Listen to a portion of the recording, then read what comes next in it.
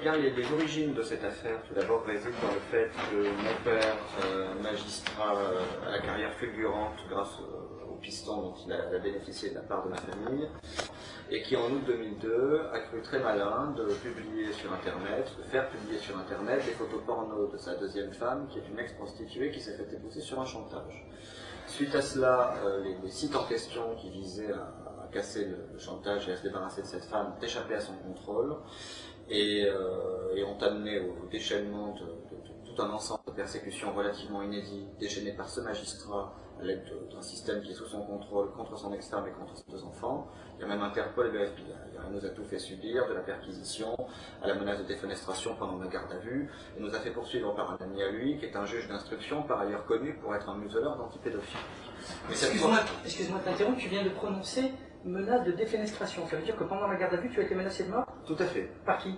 Par Hervé Mollès, qui est un gradé de la brigade de répression du banditisme du SRPJ de Montpellier. Au moment où j'allais aux toilettes, je pourrais détailler davantage. Hervé Mollès? Tout à fait.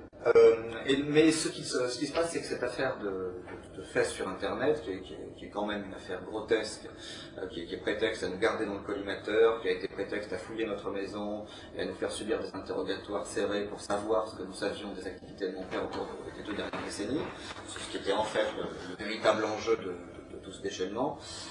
Cette affaire grotesque, donc, disais-je, n'est que l'arbre qui cache la forêt, puisqu'elle a amené à la découverte d'un volet de l'affaire Allègre qui normalement aurait dû rester secret à tout jamais et qui a éclaté suite au fait que mon père, lorsque ces sites ont échappé à son contrôle, se sont retrouvés entre autres dans le magazine d'entrevue, plus tard dans François, a été saisi de panique, a fait chanter les mauvaises personnes, a obtenu par ce chantage à la fois des garanties écrites d'impunité offertes par la chancellerie et par le garde des Sceaux Dominique Perben, et donc s'est retrouvé par la suite terriblement menacé de mort par les forces qu'il avait essayé de faire chanter, c'est-à-dire tous ses petits amis du système, et donc suite à cela, venu nous déballer tout ce qu'il savait au sujet de ce fameux volet secret de l'affaire. Donc j'en étais à ce volet de l'affaire Allègre que nous n'aurions jamais dû connaître et qui serait normalement resté secret à tout jamais et qui a éclaté suite à un enchaînement d'événements que mon père ne contrôlait plus du tout.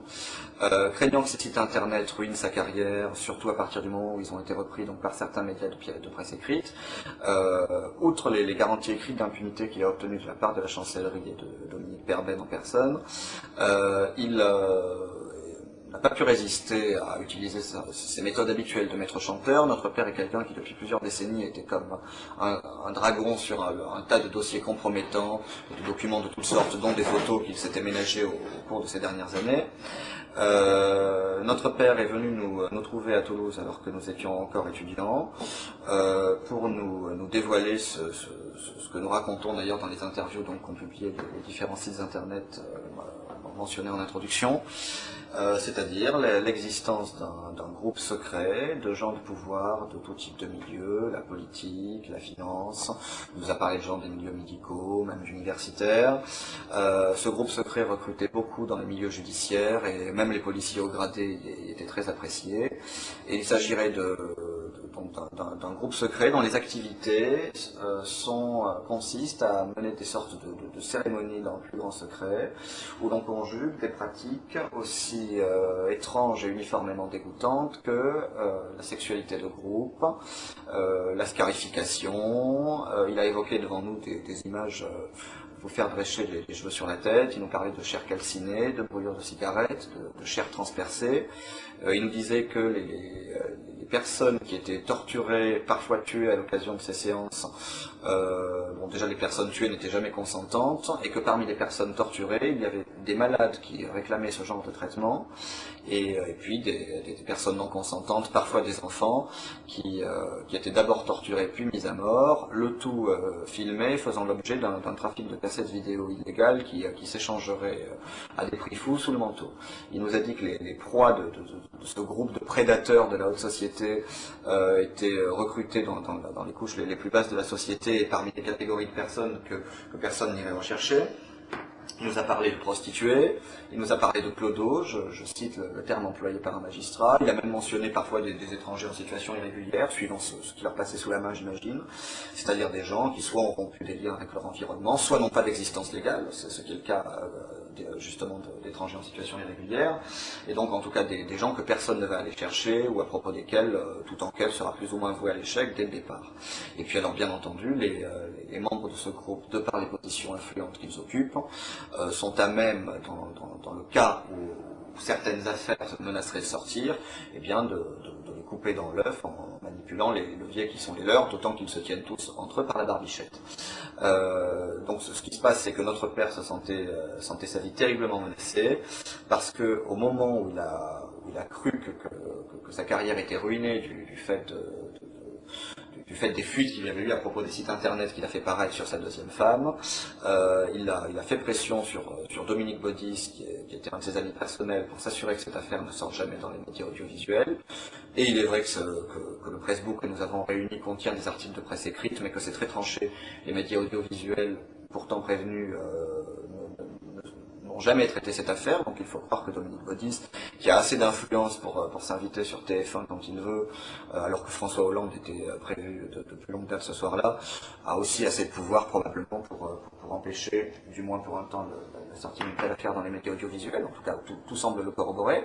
Et donc notre père nous a indiqué être allé voir Dominique Baudis, encore à Toulouse, comme quoi tous nous sur Toulouse, dans cette affaire, un week-end, pour exercer sur lui des pressions, afin d'obtenir que les médias audiovisuels ne couvrent pas cette affaire, ce qui fut fait. Simplement, le problème, c'est que le chantage est une arme qui est à double tranchant, et que autant la manipulation déraisonnable de cette arme a permis à notre père d'obtenir dans un premier temps tout ce qu'il voulait, le non-traitement par les médias audiovisuels, le non-relayement de cette information, et puis les garanties écrites de la chancellerie, autant après l'avoir rassuré de cette manière et avoir attendu que les choses se tassent un petit peu, il semble que ce chantage très déraisonnable l'ait mené à sa perte et l'ait mené à sa mort.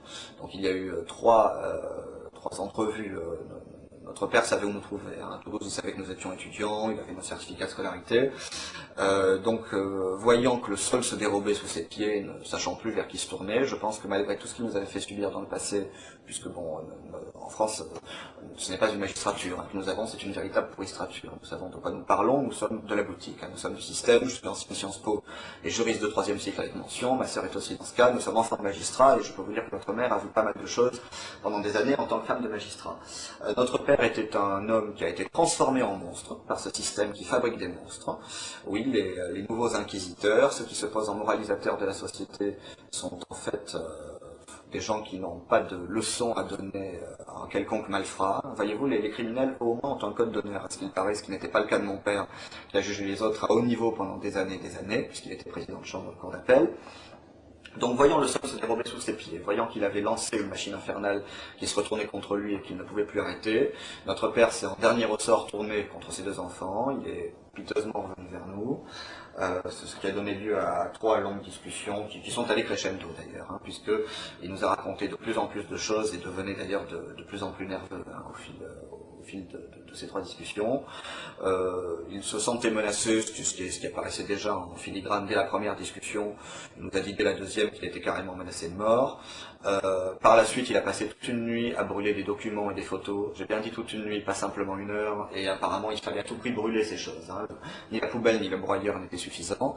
Nous ne savons pas s'il a brûlé tout ce qu'il avait en sa possession, mais il en a brûlé en tout cas au moins une partie substantielle, et sa motivation pour cela était apparemment de sauver sa tête. Il a estimé que les personnes qui auraient intérêt à se débarrasser de lui pourraient peut-être cesser d'en vouloir à sa vie s'il se débarrassait de ses cartouches, et il semble en fait que ce soit le fait pour lui d'avoir brûlé ses vaisseaux de la sorte, de s'être débarrassé de ses dernières munitions, qui a justement amené ces gens-là à passer à l'acte. Donc ce qui se passe, c'est que rien n'est normal à propos de la mort de notre père. Il est mort le 22 février 2003, nous sommes aujourd'hui en septembre 2005. Depuis tout ce temps-là, nous n'avons cessé de remuer ciel et terre pour savoir la vérité sur la mort de papa. Elle est indéterminée et indéterminable. L'acte de décès ne mentionne aucune cause du décès, ni l'intervention d'aucun médecin. On dit simplement qu'une personne qui travaille dans une entreprise de pompes funèbres a constaté qu'il était mort, l'a aussitôt mis en boîte et au feu. Nous n'avons jamais été prévenus de la mort de notre père, nous l'avons appris que par la suite, alors qu'il était trop tard pour... Sa deuxième femme nous l'a délibérément caché. Nous l'avons appris que par la suite, alors qu'il était trop tard pour assister aux obsèques, il a été incinéré en toute hâte le jour même des obsèques, hors de l'observation des règles légales et réglementaires qui doivent présider à la crémation d'un corps, qui visent justement à faire en sorte d'éviter que l'on se débarrasse d'un cadavre suspect. Dès que nous l'avons su, nous avons saisi les 2 enfants d'un magistrat haut gradé en exercice, morts dans des conditions suspectes. On saisit personnellement le garde des Sceaux, en recommandé avec accusé de réception, de la mort suspecte de leur père. Nous attendons toujours sa réponse. Il n'ose même pas nous répondre. Pas plus qu'il n'ose répondre